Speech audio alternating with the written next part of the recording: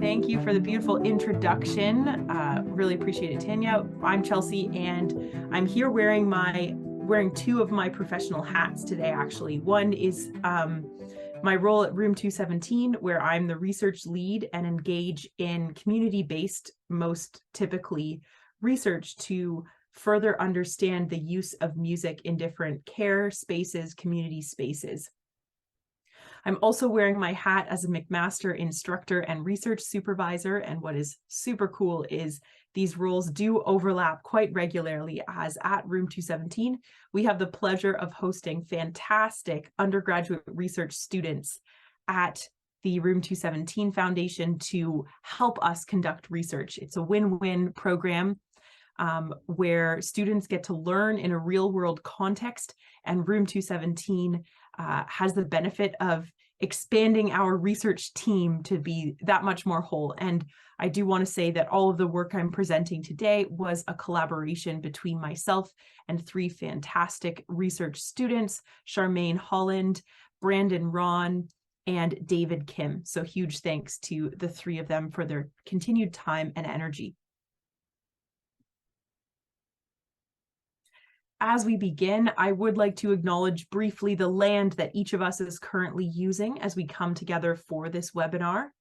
I'm located in Hamilton, Ontario, near the McMaster campus, where a lot of this work on this project took place.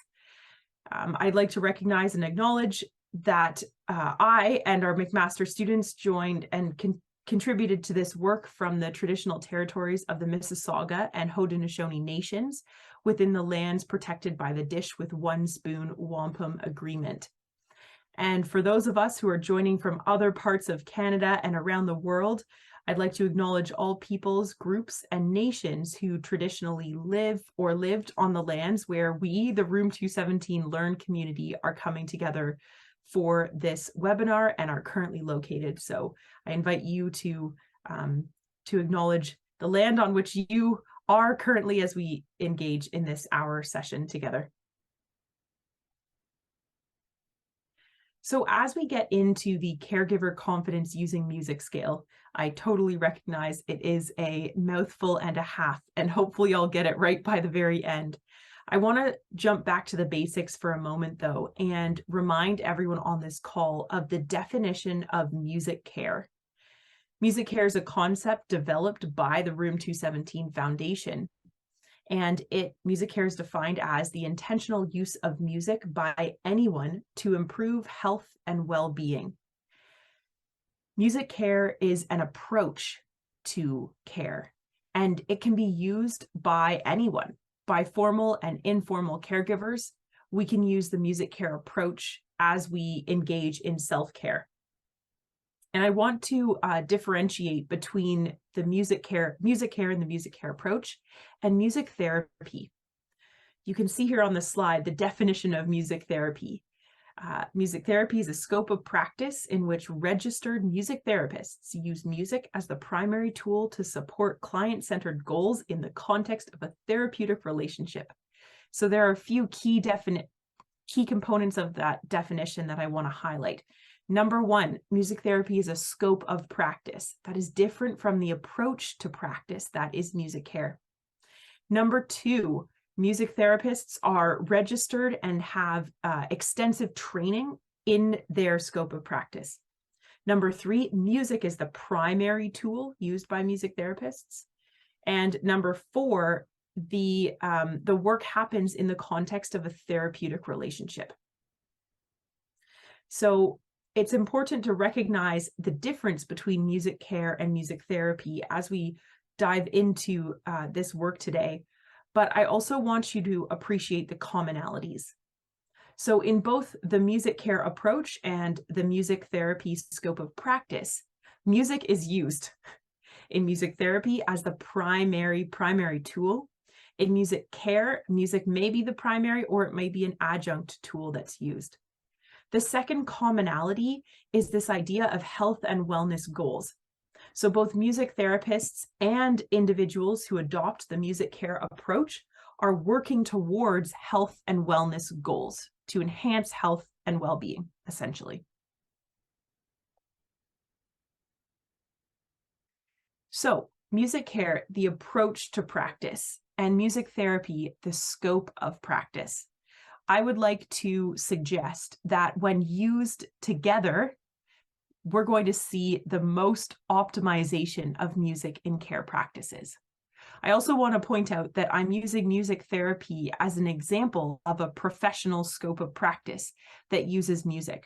We could quite easily put in here music medicine specialists, neurologic music therapists, healthcare musicians, where the scope of practice is using music in healthcare.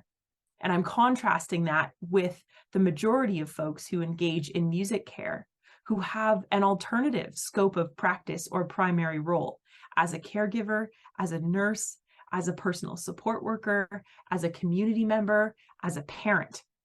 So I'm hoping you can appreciate the differentiation I'm making here. At the same time, I want to suggest that using these two together will ultimately lead to the highest level of music care integration or music integration. And I think this would result in the best outcomes for the individuals who are receiving care.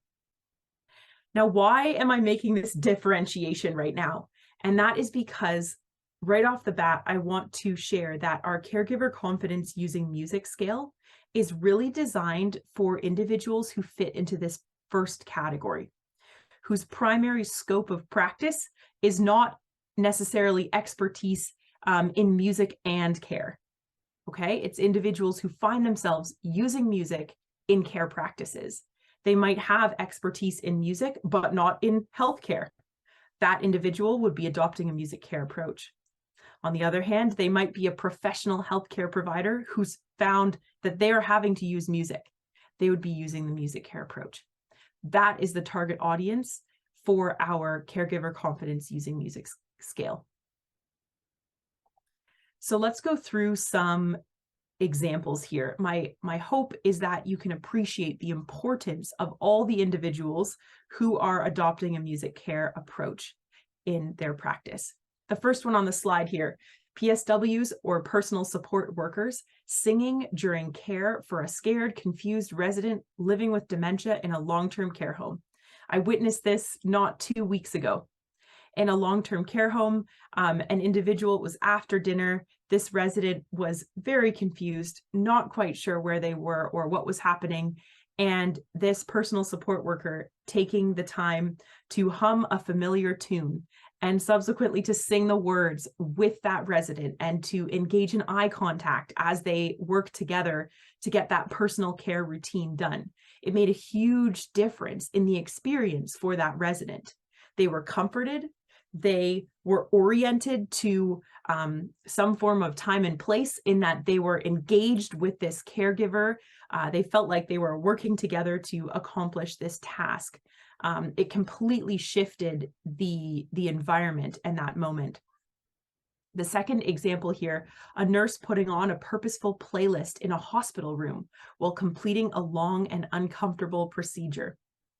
This happened to one of my family members, again, last week. I have a family member who had a procedure happening, and the nurse and my family member were able to bond over the music that was being played. They found out they shared some musical tastes that they both enjoyed and were able to sing along to some music together. And other instances, they had songs where the nurse was super enjoying and singing along, and the care receiver was able to learn about that music and appreciate that music through the experience of the nurse. So again, it really leveled the playing field in that situation and turned a hierarchical structure of the nurse providing the care to the care receiver into this sort of collaborative moment that they were both finding meaning in together. And my final example here, community musicians performing at an adult day program coffee house. So this, again, a social-based program where we have community coming together around music. I want you to look at all of these examples and recognize that they're all examples of music care. You could imagine a music care specialist, a music therapist, an individual who does music medicine, or healthcare musicians. Their work would complement the music care that's being used in these three examples. It's not a one or the other. It's let's do all of these things together. That's how we optimize music in healthcare settings. I want to take a moment now to think about how each of us on this call uses music with intention, aka we're doing music care in the most fundamental way for ourselves. For example, how many of us put on the radio to shift our mood when we're driving to a certain destination? Maybe we're on the way to work, and maybe we're on public transit or riding our bicycles and getting from point A to point B. And we use music to orient, to motivate, to get ourselves in a certain headspace. We all use that. That's using music with intention. Next example here, listening to motivational music while working out. I think that one's pretty self-explanatory. And the final example here, signposting important or meaningful moments with music, such as religious ceremonies or birthdays, or rocking a baby. We all inherently use music in those types of moments. So I just wanted to take a moment to justify or showcase how music care in its most fundamental form is used by all of us each day.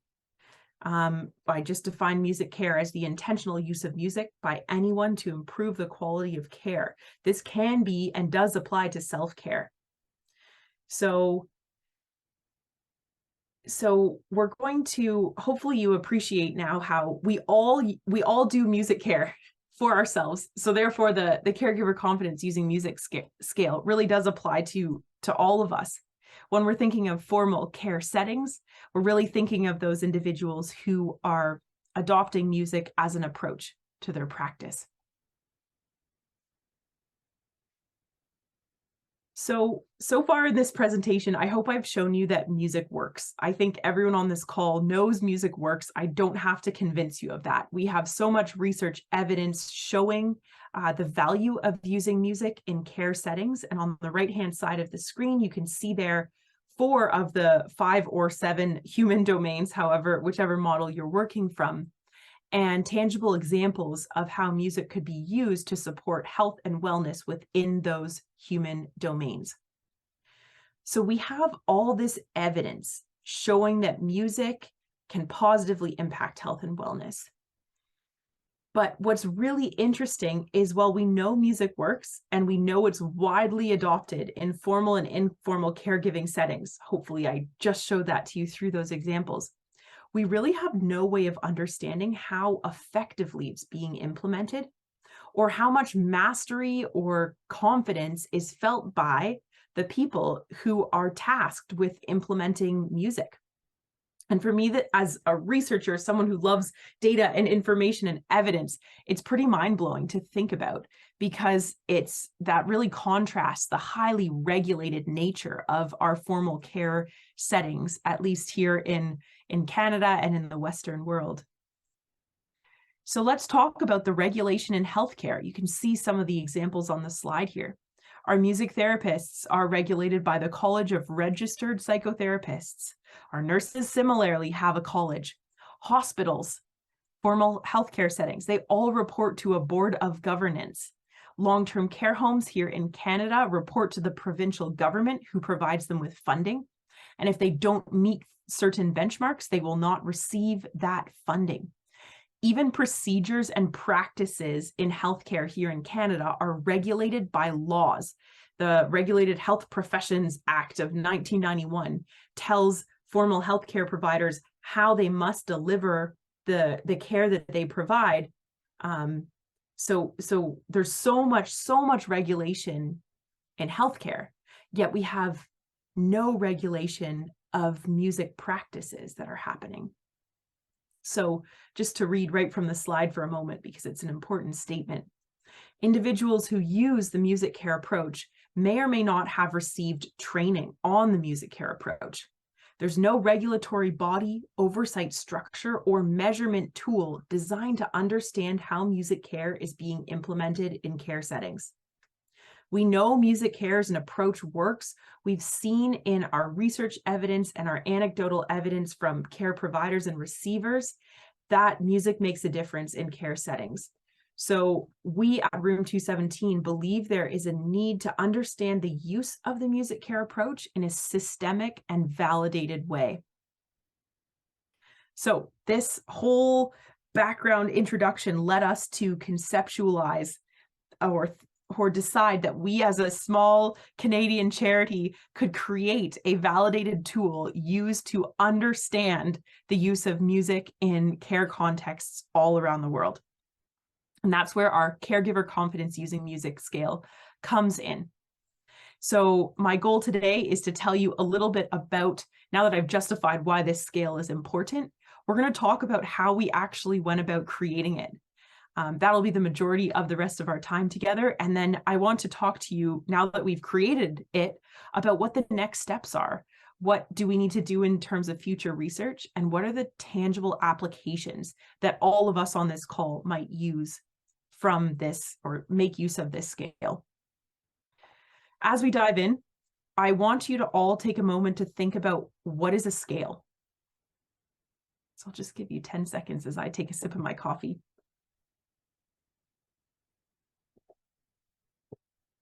So what do I mean by a scale? Let's go through some examples of some different scales that many of you may recognize. So this classic glass Pyrex with red writing kitchen scale. I use this exact measuring cup to measure liquids in my kitchen regularly. I mean, I know I'm not supposed to use it for solids because of the volume difference, but I just use it for everything. Let's look at the next one. Here's a scale, a bathroom scale used to measure our weight. That's a scale as well.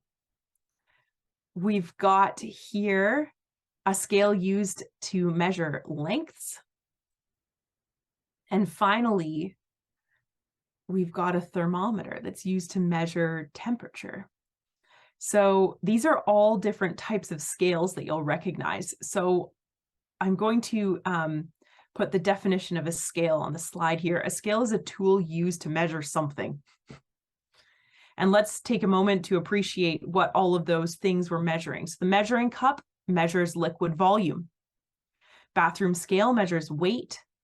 The measuring tape measures distance. Our thermometer measures temperature. And I've got one more scale to show you on this slide. This is one often used in research. It's called a visual analog scale, and it is a validated way to measure pain. So the individual who's being measured would point on this scale as to where their pain level is, and that would be recorded. Okay. Now I'm going to add to this list. Our scale is called the Caregiver Confidence Using Music scale. And what does it measure? It measures one's readiness to adopt music care practices. So I hope that makes sense to everyone where we're going with this.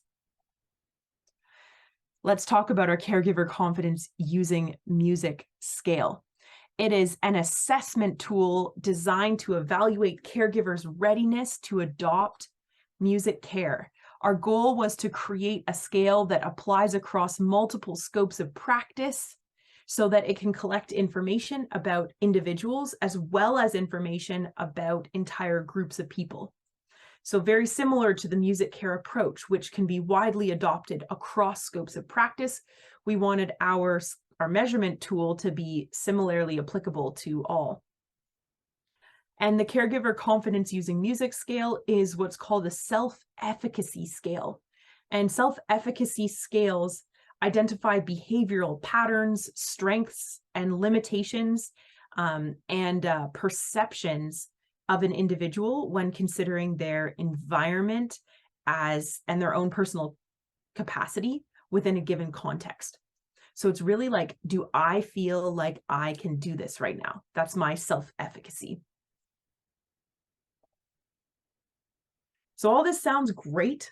Me and my research team, we're going to develop this scale that measures caregiver confidence using music.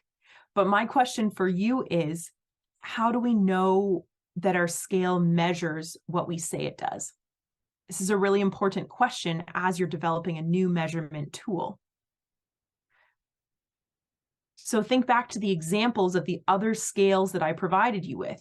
We don't question the Pyrex kitchen measurement tool. We're pretty confident that this measuring cup is going to accurately measure liquid volume. Similarly, we don't think twice when we hop on the scale, or maybe we do, about if the tool is valid or not, or if it's actually giving us accurate information. But when we're creating a new scale, we don't have the same legitimacy attached to it. So our team did two things because of this fact. We first created the scale, and then we took some time to validate the scale. Now, I do want to say that this second piece, the validation, it's an ongoing work. In no way do I think we have completed the validation of the scale. That will take so much time and energy and data. So if anyone wants to help me collect data, I'm very open to chatting about that. But hopefully we've created the first version of the scale.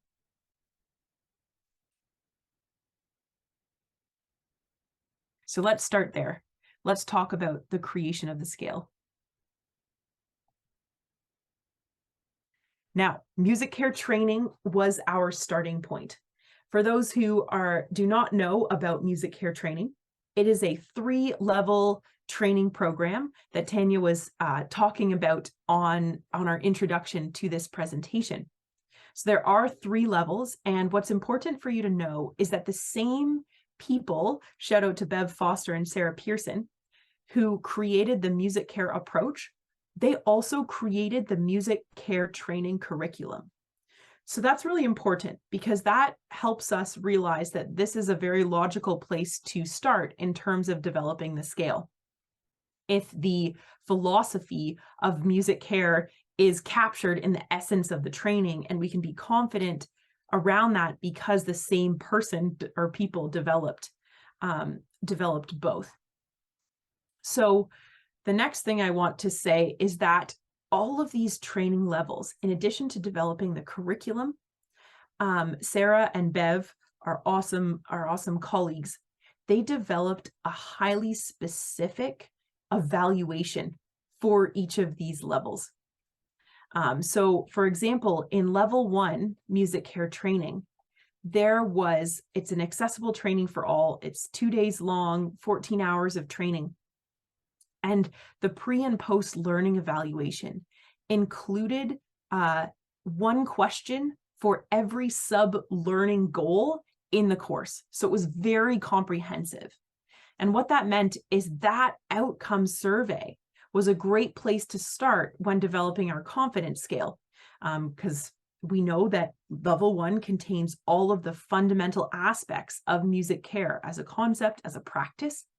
And so if we had this really comprehensive questionnaire asking how well people felt they understood the concepts, that's a great large data set that we have access to that is a good starting point. So my assumption at this point was that the learning outcomes and the evaluation on the music care level 1 training is equivalent to the key components of the music care approach. So that was our assumption as a team. So what we did, we completed something called a hierarchical cluster analysis, which is a large mouthful. This is a statistical analysis process which allows us to have an output of a visual representation of the statistical relationship of all of the different questions in the music care training level 1 survey.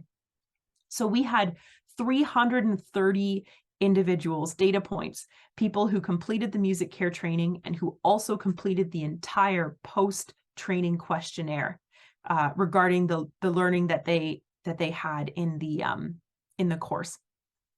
So we put all of that data into our stats program. We could perform the hierarchical cluster analysis, and out came this beautiful picture on the right-hand side, and it is called a dendrogram. And what it essentially means is that each cluster or group of questions, so on this here, Each number represents one of the questions on the initial questionnaire. And this chart is showing the relationship between all the different questions. So what you can see here is number 14, 12, and 13 were more closely related to questions 11, 9, and 10 than they were to, say, question 17. Looks like question 17 really didn't have many close relationships in terms of the other questions. So let's look over here to number 19 and number 20. What this diagram shows is that if you answered very high or high on question 19, it is highly likely, it's statistically highly likely that you will also answer very high on question 20. On the other hand, if you answered low or no to question 19, it is probable that you answered no to question 20 as well. So what we did, oh, here, I'll just show you the larger version of that dendrogram. I think it's really cool. And this picture is called, as I said, a dendrogram. So the next step, now that we've done this quantitative statistical aspect of the scale development, is we actually conducted a thematic or qualitative analysis of the statistical outputs. So now that we're looking at this picture, we looked at the actual question 19 and 20. And as a research team, we came up with a question or a statement that would encompass both question 19 and 20, or the essence of both of them. So in our research team, we had a music therapist, 2 music care experts, a qualitative research expert, and 2 students. So altogether, we brought different perspectives to reduce bias in this thematic process. And so our thematic outputs from this analysis formed the first draft of our Caregiver Confidence Using Music scale. So we, as I just said, we use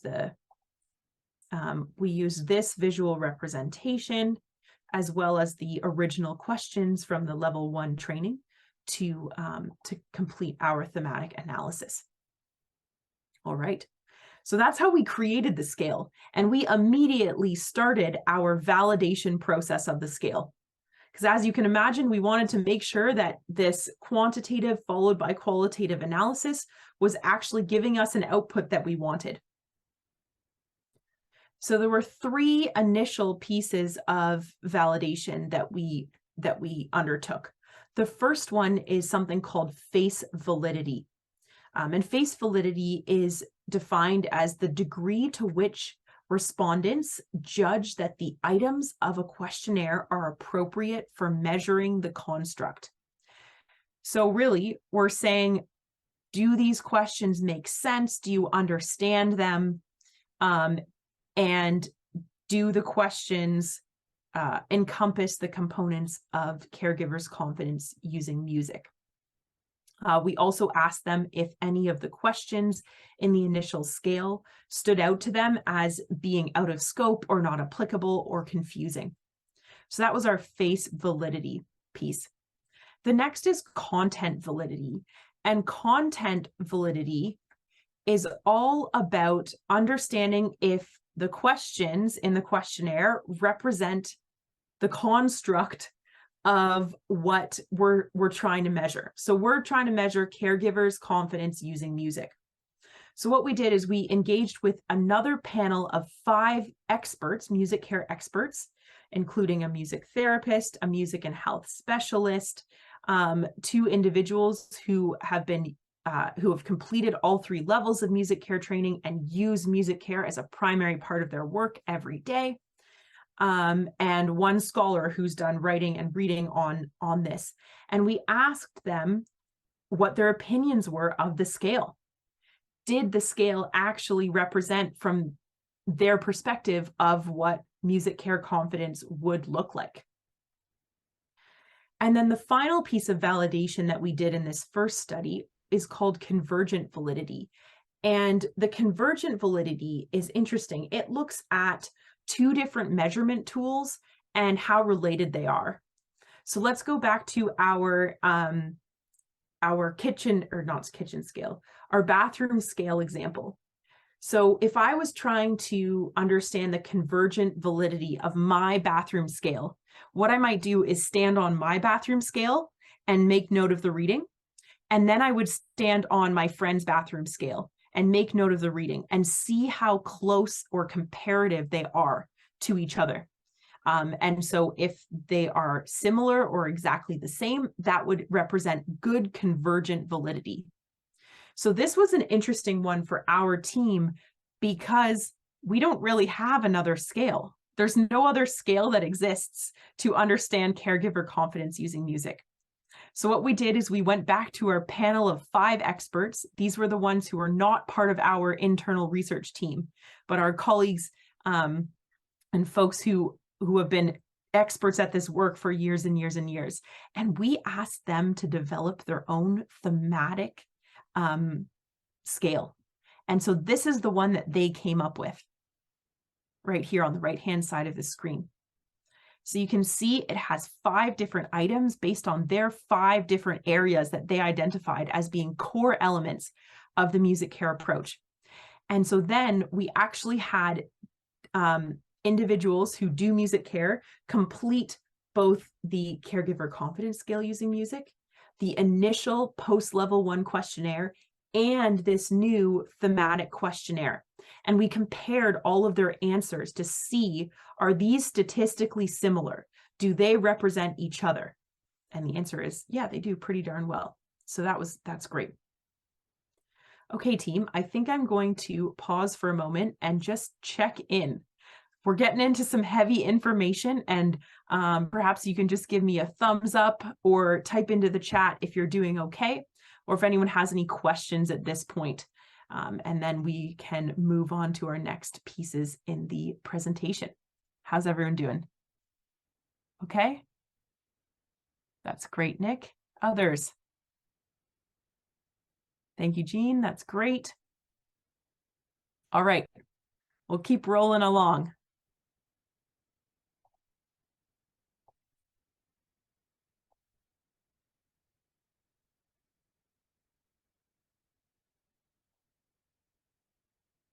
So, as I said, validation is an ongoing process. We had a limited amount of data. We had 330 scales to start with from the post music care level 1 training questionnaire. And then we asked additional people to complete other pieces to help us with this validation. But ultimately, there's a lot more data that needs to be collected and completed before we'll be done our validation process.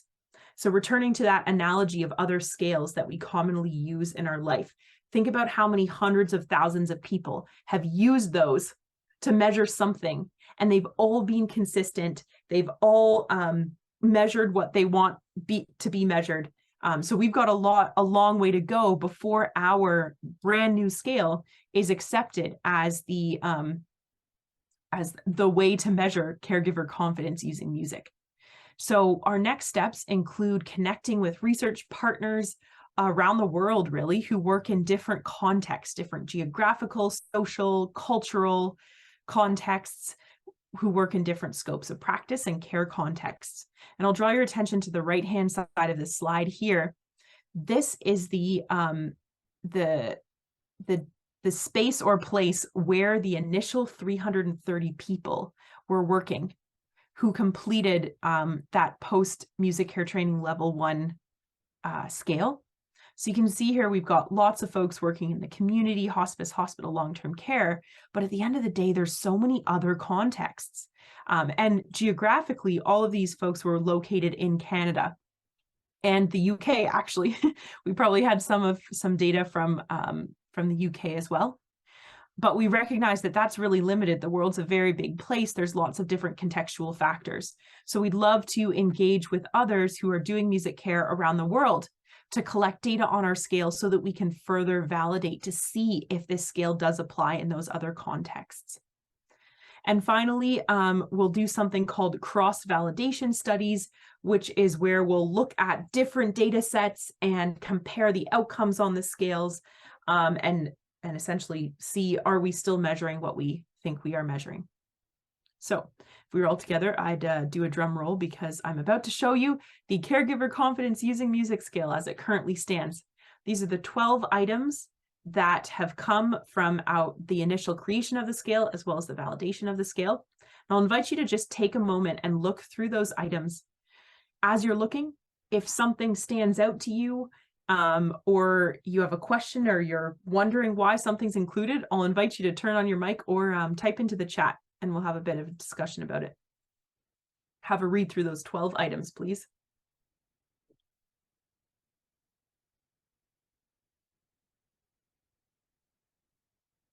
And sorry, one more piece of context to add. So individuals who are completing the scale are asked to respond to each question on a scale of 1 to 7. 1 being I have no confidence at all, 7 being I'm very confident.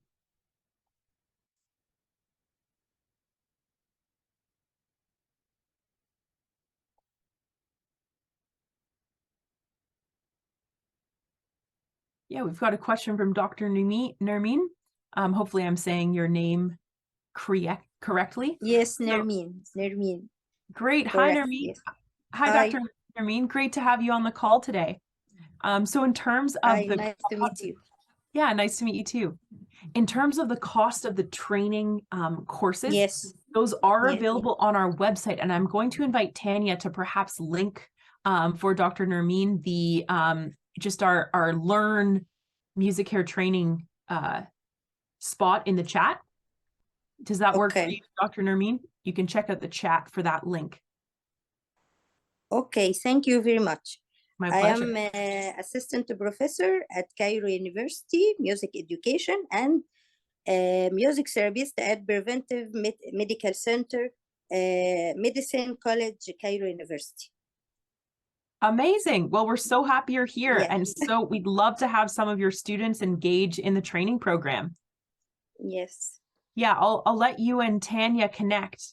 Feel free to share your email with Tanya if you'd like, and we can get you on our information list as well. Okay, thank you very much. My pleasure. So Jean, we're thinking this is a comprehensive list. Awesome. That's great to hear as someone who is implementing music care on a regular basis. Nick is wondering about external influences on confidence, such as permission from managers, etc. Has this been considered? Great question, Nick.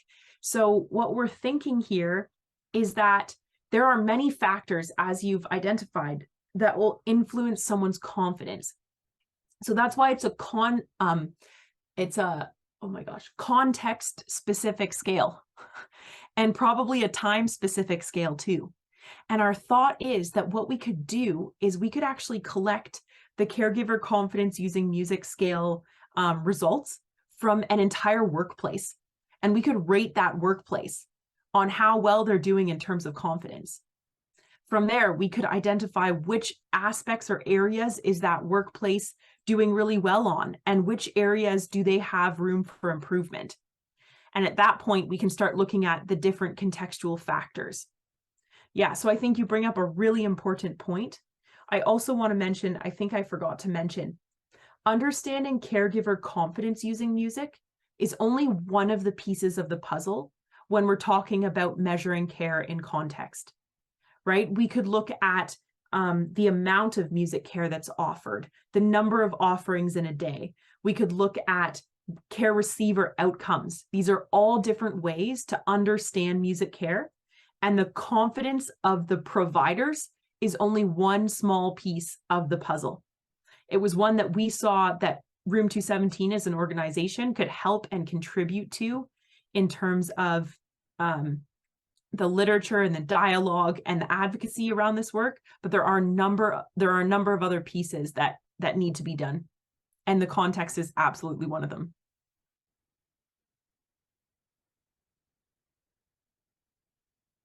All right. Thanks for that, everybody. I want to take a moment now to talk about why this matters. Great segue into this discussion. So first point on the slide here, we know that music is being used regularly in care spaces and in personal care spaces, as we talked about at the beginning of this talk. However, it's not being measured. So my question is, how can we try to optimize something if we don't even know how effective it is? And by developing and using our caregiver confidence using music scale, we're starting the process of measuring music in care. We're starting to understand one aspect of that puzzle and starting to introduce some form of, I guess it's like the pre pieces to regulation. I don't know how much regulation is good, but if we're thinking about getting external support and wide support for music care, we've got to start measuring things in a more quantitative way, because that's what people listen to, people in power. Second point, this scale allows researchers to understand individuals and workplaces' readiness to adopt music care practices. So from a leadership perspective and an overall quality of life and care perspective, understanding caregivers at a setting's ability to use music in their practice matters. Think back to those 3 examples we spoke about at the beginning. Think back to if that personal support worker was not comfortable humming or singing. How would that have changed that outcome for the resident who was disoriented, confused, and not really willing or open to having a caregiver help them with their tasks of daily living at that time? So by implementing this very simple 12-item scale, we have a snapshot of an individual's readiness to use music care or an entire workplace's readiness to implement music care. And we know confidence matters.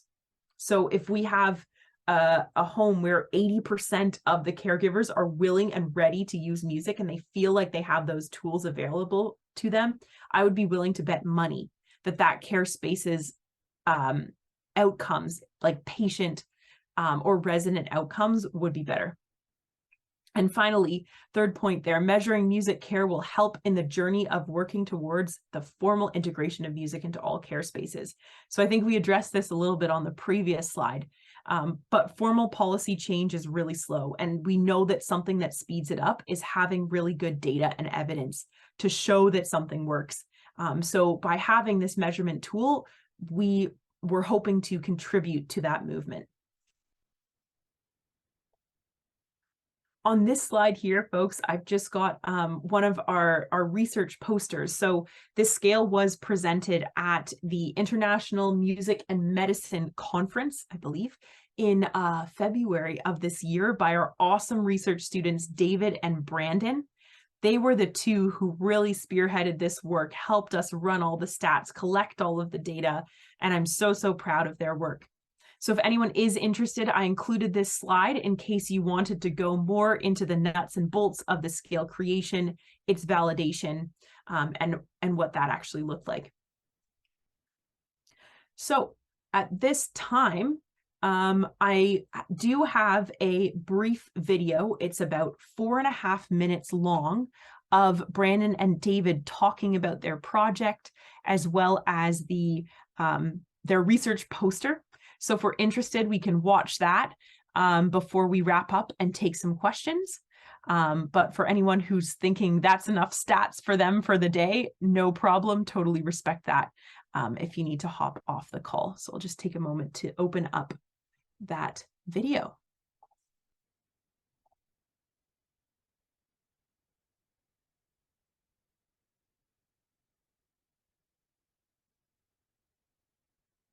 Now, I think I've shared my sound, but just in case, don't hesitate to say, hey, Chelsea, we can't hear anything if that's the case. Hello, everyone. My name is David Kim. My name is Brendan Run. We are both first-year medical students at the University of Toronto, and today we're excited to share with you our project titled Development of the Caregiver Confidence Using Music Scale that we conducted at McMaster University in collaboration with Room 217. Now, having musical backgrounds, Brendan and I understand how playing music for children can improve their moods or how listening to tunes can relieve the loneliness felt by older adults. This intentional use of music by anyone, not just the experts, to improve health and well-being is known as music care. Currently, Room 217 runs a 2-day music care training level 1 or MCTL1 program that equips formal and informal caregivers with basic principles and techniques of music in care so that they can strategically develop a music care program for their practice.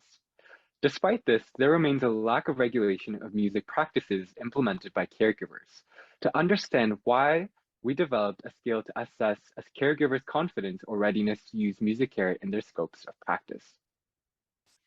Thanks for walking through the background in order to understand this presentation, David. I'd like to change gears and now talk about the methodology. To start the creation of this scale, our research team collected retrospective data from healthcare providers and caregivers who completed the MCTL1 program. Participants who completed this program also finished an assessment questionnaire that evaluated the knowledge and understanding of music care training learning outcomes. This data was analyzed using hierarchical cluster analysis, which measured average Euclidean distance between the responses of MCTL1 items.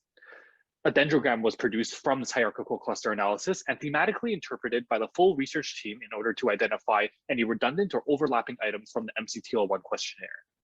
Following the item reduction process, our team also conducted a preliminary psychometric analysis on the reduced item list.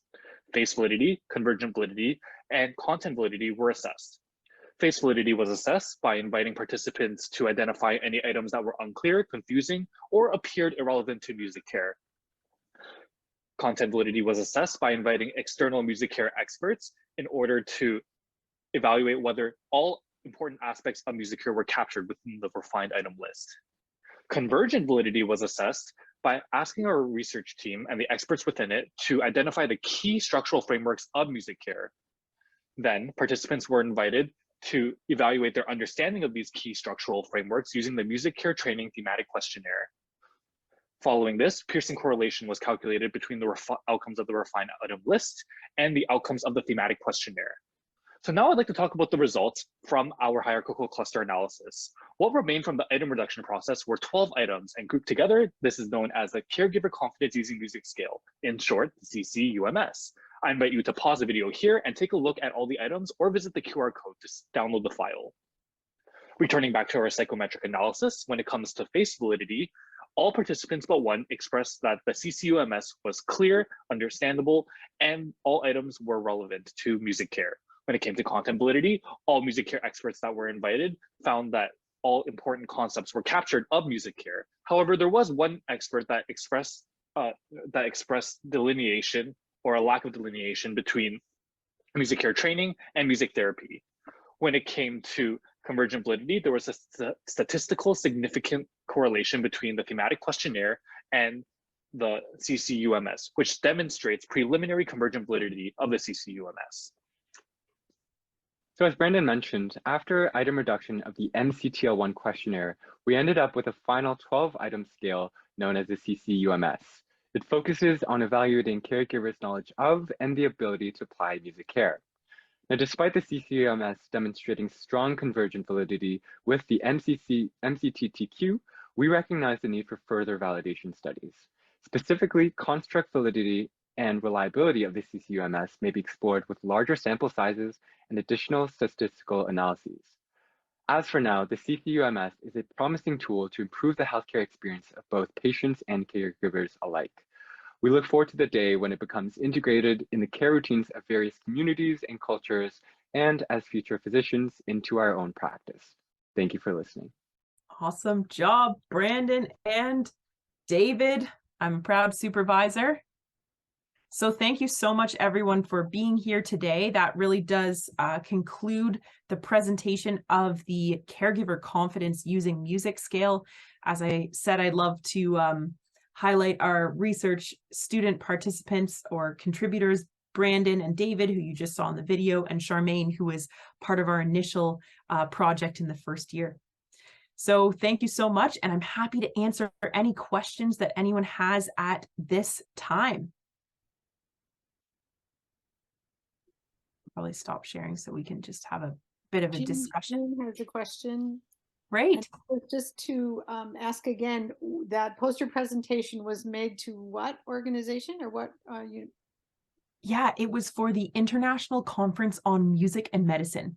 A really big deal for those two students in undergrad, or I guess they were in their first year of med school when they actually presented, but they applied in their undergraduate degree.